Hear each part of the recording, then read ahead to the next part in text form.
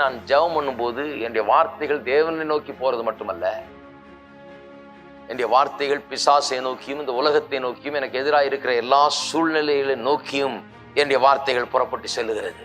தேவனுடைய வார்த்தை எப்படி புறப்பட்டு சென்று சொன்னதை நடப்பிக்கிறதோ, வெறுமையா திரும்புவதில்லை என்று ஏசாயா 55ஆம் அதிகாரத்துல வாசிக்கிறோம். ஒரு வார்த்தை கூட தேவனுடைய வார்த்தை வெறுமையா திரும்புறதில்லை, ஒரு நோக்கத்தோட பேசப்படுகிறது. தேவன் சொல்லுகிறார், என்னுடைய வார்த்தை எல்லாம் ஒரு நோக்கத்தோடு அனுப்பப்படுகிறது. அதை அனுப்பினா அது ஒண்ணு செய்யணும், அதுக்காக தான் அனுப்பப்படுகிறது. வீணான வார்த்தை ஒண்ணுமே கிடையாது. கர்த்தரிடத்துல ஏதோ ஒன்று நடப்பிக்கிறதுக்காக அனுப்பப்படுகிறது.